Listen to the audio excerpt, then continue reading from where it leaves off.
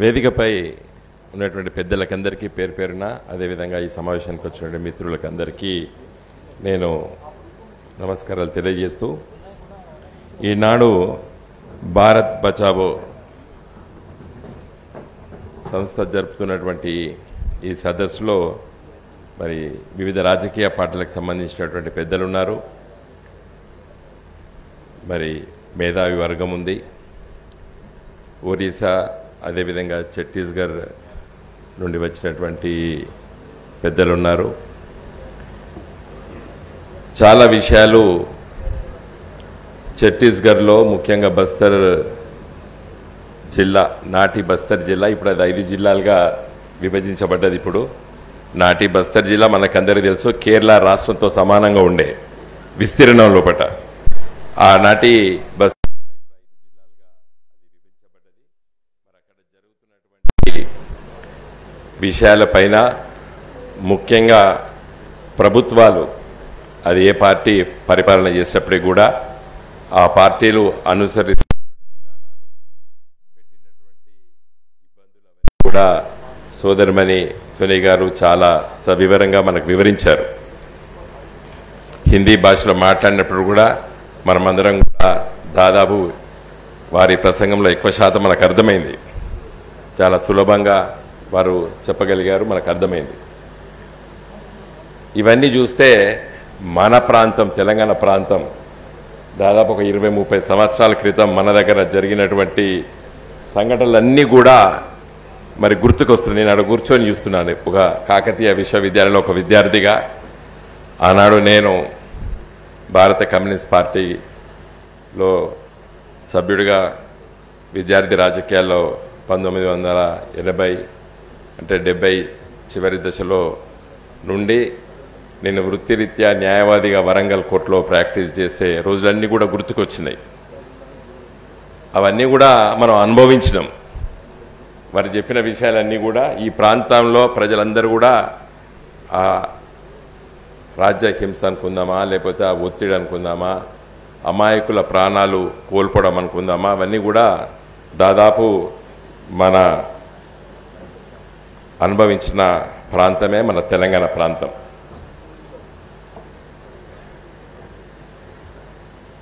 అయినప్పటికీ ఆ ఉద్యమం అంతకంటే పూర్వము చరిత్రలోకి వెళ్తే దాదాపు మనం ఎక్కువ శాతం మనం పుట్టలేదు. 1948 ఆ ప్రాంతంలో, తెలంగాణ ప్రాంతంలో నాడు తెలంగాణ సాయుధ పోరాటంలో ఇచ్చినటువంటి నినాదం దున్నేవాడికే భూమి. ఆ రోజు ఎవరు అర్థం చేసుకోలేదు. పాపం ఆనాటి ఉమ్మడి కమ్యూనిస్ట్ పార్టీ ఇచ్చినటువంటి నినాదం దాదాపు ఇప్పుడు ఆచరణలో సాధ్యమైపోయింది. అధికారంలో లేకపోవచ్చు. ఈరోజు దేశం మొత్తంలో ప్రొఫెసర్ హరగోపాల్ గారు ఉన్నారు, కోదండరామ్ గారు ఉన్నారు, ప్రొఫెసర్ గారు, వారికి తెలుసు ఈరోజు మన రాష్ట్రం మాత్రమే చిన్న కమతాలకు ఇలా ఉంది. దాదాపు 85% లెస్ దెన్ 2 హెక్టార్స్ ఉన్నటువంటి కమతాలు ఉన్నాయి. కారణం శ్రీమతి ఇందిరాగాంధీ గారు తీసుకొచ్చినటువంటి మరి ల్యాండ్ రిఫార్మ్స్ చట్టం కావచ్చు, అంతకంటే ఎక్కువ మరి ప్రజా ఉద్యమాల ద్వారానే జరిగినట్టు మనకందరికీ తెలుసు, వివిధ కారణాల వల్ల. అందుకోసమే ఈరోజు ఉత్పత్తి కూడా ఎక్కువ పెరిగింది తెలంగాణ ప్రాంతం, నేటి తెలంగాణ రాష్ట్రంలో వ్యవసాయ ఉత్పత్తులు కూడా విపరీతంగా పెరిగినాయి. అంటే ఒక సామాజిక ఉద్యమాల ఒక ప్రభావం గురించి నేను మాట్లాడుతున్నాను. ఈ ప్రాంతంలో నాటి నుండి నేటి వరకు మన రాష్ట్రం, ఇప్పుడు కొత్త రాష్ట్రంలో జరిగినటువంటి పూర్వీకులు చేసేటువంటి ఉద్యమాల ఫలితాలు కొంతవరకు సామాన్య ప్రజానీకానికి వచ్చినాయి. కాబట్టి ఈరోజు బస్తర్లో సోదరిమణి గారు వివరించినటువంటి విషయాలన్నీ కూడా మనలాంటి వాళ్ళము స్పందించాలి. అందుకే నేను మా పార్టీ సభ 27వ తారీఖు నాడు ఉంది. అక్కడ ఉండి కూడా నేను ఉదయం పూట ఇక్కడికి వచ్చి ఈ సమావేశంలో హాజరైపోదామని వచ్చాను. ఆ ఏర్పాట్లలో ఉన్నాం, వరంగల్లో జరుగుతున్నాయి. కారణం ఏంటంటే అట్లీస్ట్ మనం మద్దతు తెలియజేస్తాం. బస్తర్ ప్రాంతంలో జరుగుతున్నటువంటి ఆ ప్రజానీకం, ముఖ్యంగా మరి ఆదివాసులపైన జరుగుతున్నటువంటి పోలీస్ నిర్బంధాలు అనుకోండి, లేకపోతే ఒక విధంగా వారిని కాల్చి చంపడం అనుకోండి. ఇక్కడ ఈ భారత్ బచావో సంస్థ ఇచ్చినటువంటి ఈ వివరాలన్నీ చూస్తే ఈవెన్ మావోయిస్ట్ పార్టీ వాళ్ళు చెప్పిన విషయాలు కూడా చెప్తే మా క్యాడర్ ఇంతమంది వచ్చారు, సామాన్య ప్రజలు ఇంతమంది వచ్చారని కూడా చెప్పడం జరిగింది ఇక్కడ. అంటే పత్రికలు కూడా చూస్తున్నాం, వివిధ పత్రికలు కూడా తెలియజేస్తున్నాయి. ఒక్కొక్క సంఘటన లోపల 20 మంది, 40 మంది, 50 మంది, 60 మంది ఇటీవల కాలంలో చనిపోతున్న దాంట్లోపట మావోయిస్ట్ పార్టీకి సానుభూతులు అయితే కావచ్చు తప్పితే కానీ ఆయుధాలు పట్టుకొని తిరగబడేటువంటి వ్యక్తులైతే కాదు అనేటువంటి విషయాన్ని కూడా చాలా స్పష్టంగా రాజకీయ పార్టీల నాయకులం కాదు, మరి పత్రికా రంగము వివిధ సంస్థల ద్వారా మనకు తెలుస్తున్నది. కాబట్టి మరి మనం ఈరోజు ఇలాంటి సమావేశాలు పెట్టుకొని ఈ భారతదేశంలో భూభాగమైనటువంటి మరి బస్తర్ ప్రాంతంలో జరుగుతున్నటువంటి విషయాలపైన స్పందిస్తేనే కేంద్ర ప్రభుత్వానికి దృష్టికి వస్తుంది. ఇక్కడ తెలుసు తప్పనిసరిగా కేంద్ర ప్రభుత్వం సంబంధించినటువంటి ఇంటెలిజెన్స్ సంస్థలు ఇవన్నీ కూడా తెలియజేస్తాయి. వివిధ రాజకీయ పార్టీలు వచ్చి మాట్లాడుతున్నాం. మనం ఎందుకు మాట్లాడుతున్నాం? రాజ్యాంగాన్ని కాపాడాలని మాట్లాడుతున్నాం. ఇవాళ రాజ్యాంగంలో మరి డాక్టర్ గారు మనందరితోని ఈరోజు పీఠిక ప్రియాంబుల్ చదివించారు. దాంట్లో వారు చెప్తున్నప్పుడు సెక్యులర్ అనేటువంటి పదం వచ్చినప్పుడు నాకు ఇమ్మీడియట్గా సుప్రీంకోర్టు ఇటీవల కాలంలో ఇచ్చినటువంటి తీర్పు కూడా తెలుసు మనకి. ఎవరు సెక్యులర్ అనే పదాన్ని రాజ్యాంగంలో ప్రియాంబుల్లో తొలగించాలని చెప్పి మరి బీజేపీకి సంబంధించినటువంటి మాజీ పార్లమెంట్ సభ్యులే కేసు వేశారు సుప్రీంకోర్టులో. సెక్యులర్ అండ్ సోషలిస్ట్ ఈ 2 పదాలు ప్రియాంబుల్ నుండి తొలగించాలని ఫైల్ చేశారు. అదృష్టవశాత్తు మరి సుప్రీంకోర్టు జోక్యం చేసుకొని దాన్ని తిరస్కరించింది. నేను వెంటనే ఒక వ్యాసం మరి ఆంధ్రజ్యోతి మిత్రులకు పంపించాను, పబ్లిష్ చేశారు 2-3 డేస్ తర్వాత. అంటే ఒక మంచి తీర్పు ఇచ్చింది సుప్రీంకోర్టు అని. దురదృష్టవశాత్తు ఏంటంటే ఆ సుప్రీంకోర్టులో కేసు నడుస్తున్నప్పుడు కానీ రాజ్యాంగంలో పీఠికలంటూ ప్రియాంబుల్లో పొందపరిచినటువంటి 2 ముఖ్యమైన పదాలు అవి ఆచరణలో ఉన్నాయా లేదని వేరే చర్చ. అది కొంతమంది ఉండొచ్చు అని చెప్పొచ్చు నాలాంటి వాళ్ళు, కొంతమంది అవి లేని చెప్పొచ్చు, ఏదైనా చర్చ ఉండొచ్చు. కానీ ఆ స్పిరిట్ని కూడా తొలగించాలని చెప్పి కూడా ఇలా ఆలోచన చేస్తున్నారు. కాబట్టి రాజ్యాంగాన్ని పరిరక్షించాలంటే టు స్టార్ట్ విత్ లెట్ ఇలా మనమందరం కూడా మళ్ళొకసారి మన నోటి ద్వారా దాన్ని పలికినాం. అట్లీస్ట్ ఆ 2 పదాలైనా ఉంటాయా పోతాయా అనేది కూడా మరి చూసుకోవాలి. ఎందుకంటే ఈనాటి ఎన్డీఏ ప్రభుత్వము ఫ్యూచర్లో they may bring A legislation also, they may bring ఏ వాళ్ళు ఏమంటున్నారు అసలు కాన్స్టిట్యూట్ అయినప్పుడు కాన్స్టిట్యూషన్ అసెంబ్లీ లోపల ఈ పదాలు లేవు, సో ఇవి తర్వాత చొప్పించబడ్డాయి సెక్యులర్ అండ్ సోషలిస్ట్ పదాలు, కాబట్టి రాజ్యాంగ సవరణ కూడా అవసరం లేదు తీసేయచ్చు అంటున్నారు. రాజ్యాంగంలో ఉండేది రాజ్యాంగ సవరణ, దట్ ఈజ్ ఆల్సో ఒక టాక్ ఉంది, అది ఎంత stupid talk, but in spite of it వాళ్ళు రాస్తున్నారు దాంట్లో ఏది రాజ్యాంగ సవరణ లేకుండా తీసేయచ్చు, ఎందుకంటే రాజ్యాంగ సభలో చెప్పలేదు కాబట్టి అవి లేవు కాబట్టి. సో ఇప్పుడు మనం ఇక్కడ ఉన్న వాళ్ళందరం కూడా ఇలాంటి విషయాలపైన కూడా మనం స్పందించవలసినటువంటి అవసరం ఉంది. తర్వాత మరి ఆర్టికల్ 1 ఏం చెప్తుంది? అది సింపుల్ వర్డ్స్లో India that is Bharat shall be a union of states, shall be a union of states. India that is Bharat shall be a union of states, that is article 1 of our constitution. మరి స్టేట్స్కు power law and order, how come the government of India నేనే తీసేస్తా, నేనే దీన్ని తొలగిస్తా, నేనే దీన్ని చేస్తే ఎట్లా అంటారు? So they are against the spirit of the constitution. Law and order has to be taken care by the respective state governments. అది రైటా రాంగా ఏ విధంగా చేస్తారనేది దట్ ఈస్ డిఫరెంట్ ఇష్యూ. కాబట్టి ఇలా రాజ్యాంగం గురించి మనం అందరం మాట్లాడుకునే సందర్భంలో భారత్ బచావో రాజ్యాంగం రక్షించుకోవాలి అని చెబుతూ మరి అతి ముఖ్యమైన విషయం ఇలా కేంద్ర రాష్ట్ర ప్రభుత్వాలు మరియు మావోయిస్ట్ పార్టీ కాల్పులు విరమణ పాటించాలి అని చెప్పి మనం ఇక్కడ మాట్లాడుకుంటున్నాం. ఎందుకు మాట్లాడుకుంటున్నాం? మనం భారత పౌరులు మన సోదరులు సోదరిమణులు ఇవాళ మన పక్క ప్రాంతంలో మరి వాళ్ళు ప్రాణాలు కోల్పోతున్నారు కాబట్టి మరి ఇద్దరు కూడా ఇటు ప్రభుత్వాలు అటు మావోయిస్ట్ పార్టీ కూడా మీరు కాల్పులు విరమణ పాటించాలి, చెయ్యాలి, చర్చలు మనం ముందుకు వెళ్ళొచ్చని కూడా చెప్తున్నాం. ఈరోజు చర్చలు కాల్పుల విరమణ అనేది ఈ దేశానికి కొత్త కాదు, మనకందరికీ తెలుసు. ఇంతకంటే తీవ్రంగా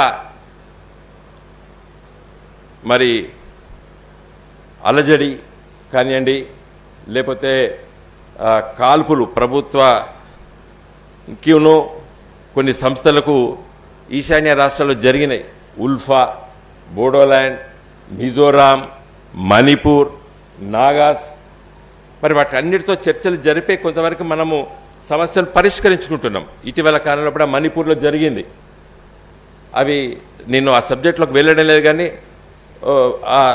మన షెడ్యూల్ తెగల మధ్యలో వచ్చినటువంటి ఒక మనస్పర్ధలు, ఘర్షణ రూపంలో జరిగింది. పార్లమెంట్లో ఆల్ పార్టీ మీటింగ్ పెడితే మా పార్టీ తరఫున నేను వెళ్ళడం జరిగింది. పార్లమెంట్ లైబ్రరీలో ప్రధానమంత్రి గారు, అమిత్ షా గారు వీళ్ళందరూ కూడా ఏర్పాటు చేశారు జస్ట్ లాస్ట్ ఇయర్. మరి అంత సీరియస్గా గవర్నమెంట్ ఆఫ్ ఇండియా ఆలోచిస్తుంది కదా, why can't they take steps? ఇక్కడ కూడా మరి ఇంతమంది ఆదివాసులు చనిపోతున్నారు. ఒక్కొక్కసారి 70 మంది, 60 మంది, 50 మంది అంటే కూడా మరి స్పందించవలసినటువంటి అవసరం మనకుంది. వాళ్ళందరూ కూడా తుపాకులు పట్టుకొని పోలీసు మిలిటరీకి వ్యతిరేకంగా కొట్లాడినట్టు మనకైతే అవపడతలేదు అక్కడ ఎక్కడ కూడా. మరి అంతమంది చనిపోతున్నారంటే డెఫినెట్గా మనము తప్పనిసరిగా మరి మాట్లాడవలసిన అవసరం ఉన్నది. మాట్లాడకపోతే మనని ఏం చేసినట్టు, తప్పనిసరిగా మనం మాట్లాడాలి.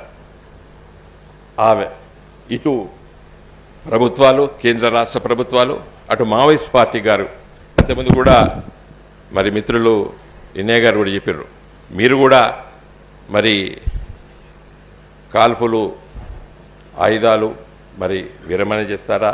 ఏదో ఒక there should be some proposal from your end also. మీరు కూడా చెప్పాలి. చెప్పినట్టు కూడా మనం చూసాం కొన్ని పత్రికల్లో, అక్కడక్కడ వింటున్నాం. కాబట్టి దయచేసి మనం అందరం కూడా ఈ వేదిక ద్వారా, పెద్దలు హరగోపాల్ గారు ఉన్నారు, ఇంకా చాలామంది పెద్దలు ఉన్నారు, మనం అందరం కూడా ఆలోచన చేయవలసిన అవసరం ఉంది. ఈ దేశంలో మన రాజ్యాంగం ఏదైతే ఆ స్ఫూర్తి ఉన్నదో దాన్ని ముందుకు తీసుకెళ్ళవలసిన అవసరం ఉంది. కాబట్టే మనం అందరం కూడా ఇక్కడ కూర్చున్నాము. రాజ్యాంగ స్ఫూర్తిని కాపాడండి అని పిలుపు మాత్రమే మనం ఇస్తున్నాం. అంతకంటే పెద్ద మనం కొత్తగా చెప్పేది కూడా ఏం లేదు.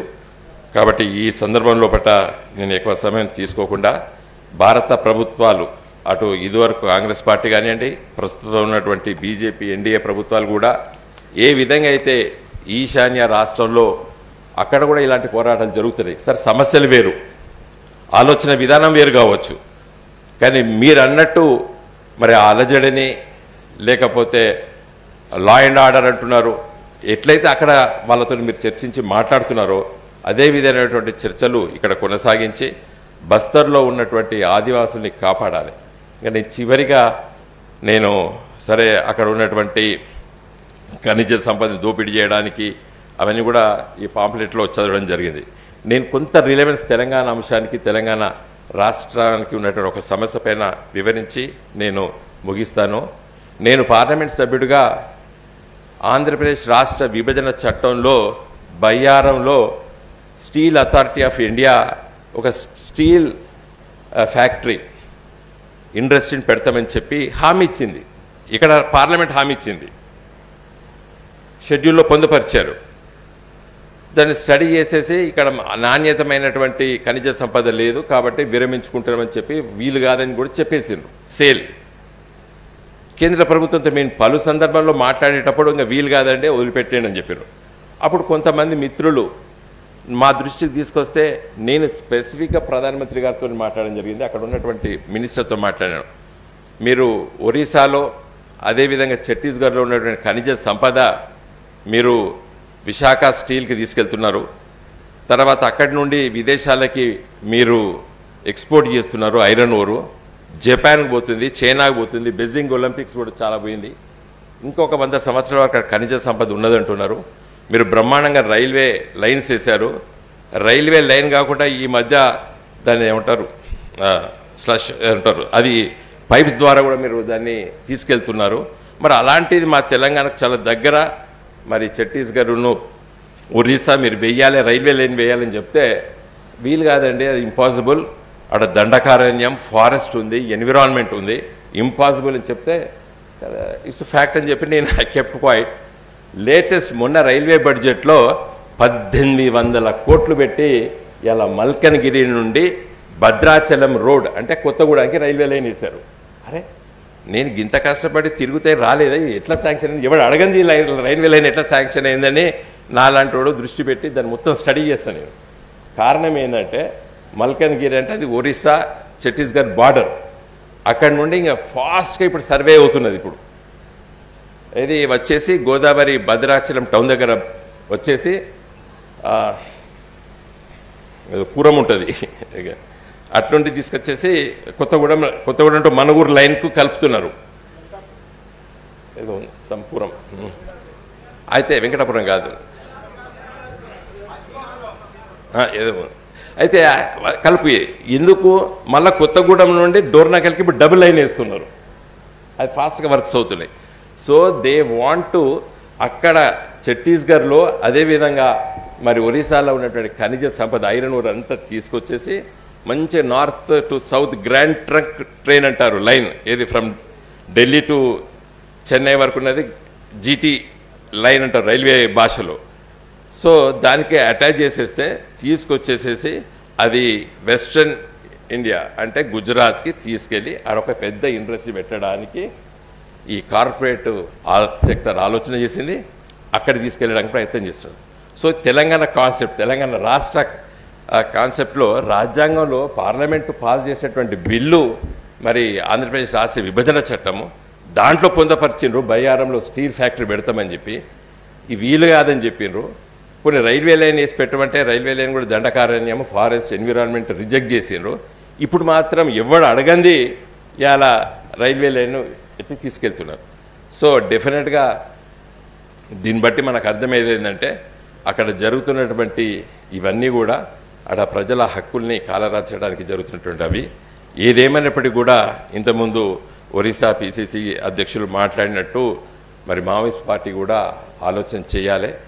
మరి అమాయకులైనటువంటి ప్రజలు ఇబ్బంది పడుతున్న సందర్భంలో ముందుకు వచ్చి మరి కేంద్ర ప్రభుత్వంతో రాష్ట్ర ప్రభుత్వాన్ని మరి ఒక సందేశం ఎట్లుండాలంటే వాళ్ళకు కూడా అనుమానం వస్తుంది. విరమిస్తాం, చర్చలు పెడతాం, మళ్ళీ వాళ్ళు కన్సాలిడేట్ అవుతారు, అందుకోసమే మాకు ఇబ్బంది అని చెప్పేసి వీళ్ళు చెప్తారు ఎటు అధికార తరఫు నుంచి. కాబట్టి మనలాంటి వాళ్ళకి అక్కడ శాంతి ఉండాలి, ప్రజల మరి అనవసరంగా అమాయకులు మరణించద్దని చెప్పేటువంటి ఉద్దేశంతో మనమందరం ఇక్కడ కూర్చున్నాం. కాబట్టి ఇరువైపులా ఇటు రెండు రాష్ట్ర ప్రభుత్వాలు మావోయిస్ట్ పార్టీ కూడా ఆలోచన చేసి వెంటనే మరి నిర్ణయం తీసుకోవాలని చెప్పి మనం కేంద్ర ప్రభుత్వాన్ని ముఖ్యంగా అమిత్ షా గారిని కోరాలి. ఎందుకంటే అమిత్ షా గారు ఒక డేట్ కూడా పెట్టిండు మార్చ్ 2026 అని. That is not correct. మీరు లా అండ్ ఆర్డర్ని కంట్రోల్ చేస్తుండొచ్చు కానీ ఐడియాలజీని అయితే కంట్రోల్ చేయలేరు కదా. కాబట్టి you have to convince them అసలు ఈ దేశానికి ఈ రాజ్యాంగం ఉంది, ఈ విధంగా పనులు చేసుకోవచ్చు, ముందుకెళ్ళవచ్చు, అభివృద్ధి చేసుకోవచ్చు, ప్రజల సమస్యలు పరిష్కరించుకోవచ్చు అని చెప్పి ఆ విధమైనటువంటి ఆలోచన విధానాన్ని తీసుకురావాలి తప్పితే కానీ మేము అణిచేస్తాము అనేటువంటి భాష సరైన భాష కాదని చెప్పి నేను భావిస్తూ సెలవు తీసుకుంటాను.